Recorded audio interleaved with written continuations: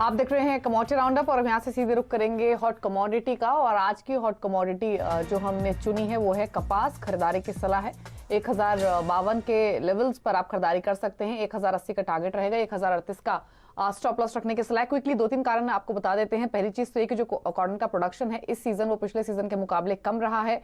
जो area under cotton production रहा है वो भी इंपैक्ट हुआ है रेंस की वजह से, जो कि ग्रोइंग स्टेट्स हैं, कॉटन ग्रोइंग स्टेट्स वहां पर। तो इस वजह से प्रोडक्शन भी पिछले साल के मुकाबले कम रहने की पॉसिबिलिटी है। एक्सपोर्ट डिमांड यहां से आने वाले महीनों में और स्ट्रॉन्ग रह सकती है ग्लोबली भी। और जो वैक्सीन रिलेटेड डेवलपमेंट्स हुई हैं या फिर जो उससे ये होप्स बन रही हैं कि वापस से इंडस्ट्रियल एक्टिविटी शुरू हो सकती है, जो कि पूरे ही कॉटन कॉम्प्लेक्स के प्राइसेस को सपोर्ट करेंगी। तो इसीलिए कॉटन अट्रैक्टिव लग रहा है, यानी कपास खरीद कर चल सकते हैं। 1080 के टारगेट के लिए 1038 का स्टॉप लॉस आपको रखना होगा।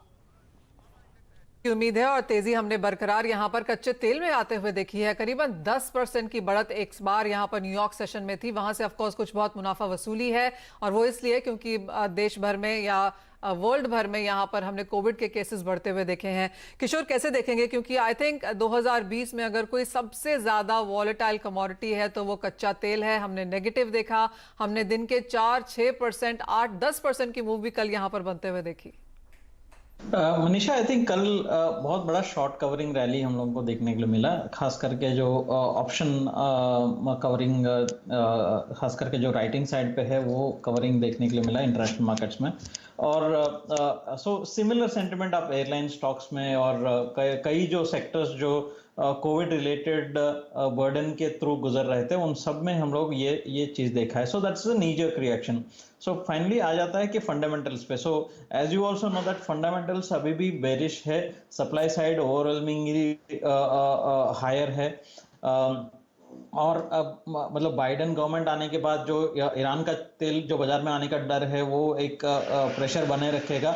मेरे हिसाब से यहाँ पे ऊपरी लेवल में इसमें बिकवाली ही करके चलना चाहिए। कल का जो लेवल्स है मतलब 3000 के आसपास में इसमें बिकवाली का सलाह दूंगा। 2870 के आसपास का टारगेट हो सकता है।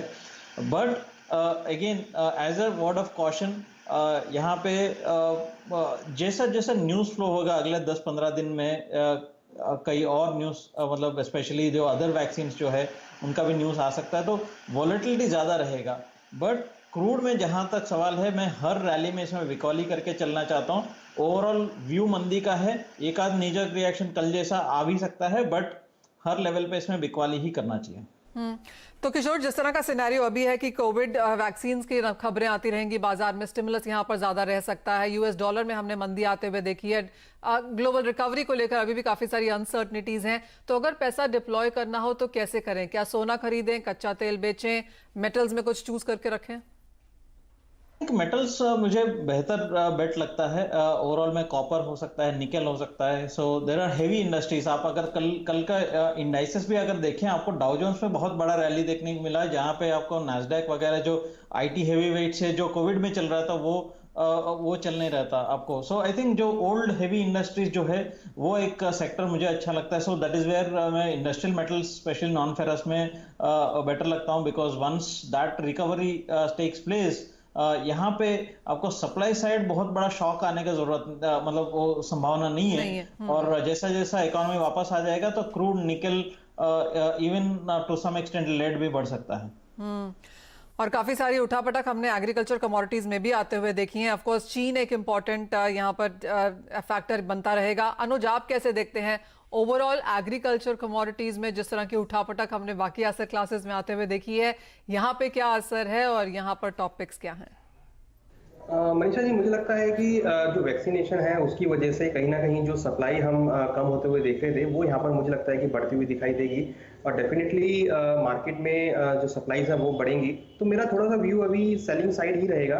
मुझे लगता है कि सोयाबीन के अंदर बिकवाली का ट्रेड बना सकते हैं। अगर हम पिछले 2 दिनों से भी देखें तो सोयाबीन में हायर लेवल से बिकवाली देखने को मिल रही है। तो मुझे लगता है कि सोयाबीन में अभी कुछ और सेलिंग प्रेशर देखने को मिल सकता है। तो सोयाबीन को सेलिंग करके चल सकते हैं 4300 के आसपास, मींस करंट रेट्स के आसपास। स्टॉप लॉस 4360 का रहेगा, टारगेट करीबन 4220 तक हो सकता है। वहीं साथ में अगर हम जीरे को देखें तो वहां पर भी हमने गिरावट आते हुए देखी है। तो मुझे लगता है कि जीरा के अंदर भी बिकवाली लेना चाहिए। यहाँ पर करीबन 14500 के आसपास बिकवाली करके चलें। स्टॉप लॉस 14800 का रहेगा, टारगेट करीबन 13800 तक हो सकता है। साथ में हमने ग्वार के अंदर भी पिछले 2 दिनों में काफी गिरावट आते हुए देखी है। मुझे लगता है कि यहाँ पर भी रैली जो गिरावट है वो यहाँ पर एक्सटेंड हो सकती है। तो यहाँ पर भी बिकवाली का ट्रेड रहेगा 4210 में, स्टॉप लॉस 4270 का रहेगा, टारगेट 4120 तक हो सकता है। तो एग्रीकल्चर मुझे लगता है कि थोड़ा सा बिकवाली के साथ अभी फिलहाल शॉर्ट टर्म में ट्रेड हो सकता है। और इस हफ्ते एक और चीज देखनी इंपॉर्टेंट रहेगी और वो ये कि दिवाली के आसपास यहाँ पर काफी सारी मंडियां बंद होती हैं। लाभ पांचम का भी समय होता है जहां पर वेस्टर्न स्टेट्स यहाँ पर थोड़ा सा मंडियां बंद रखती हैं, तो वहां से भी कुछ क्यूज यहाँ पर कम हो जाएंगे, तो उसका भी ध्यान आपको रखना चाहिए। और फिलहाल कुछ मुनाफा वसूली और गिरावट की एक्सपेक्टेशन, जैसे अनुज ने कहा। लेकिन इसी के साथ किशोर, अनुज, बहुत शुक्रिया हमारे साथ जुड़ने के लिए और उन तमाम कमोडिटीज का सहायता करने के लिए, क्योंकि जिस तरह की उठापटक पिछले 24 घंटों में देखने को मिली है, काफी इंपॉर्टेंट है कि एक बेटर राय, बेटर सहायता यहां पर देखने को मिले। लेकिन इसी के साथ इस कार्यक्रम में फिलहाल इतना ही। मुझे दीजिए इजाजत। आप देखते रहिए CNBC आवाज।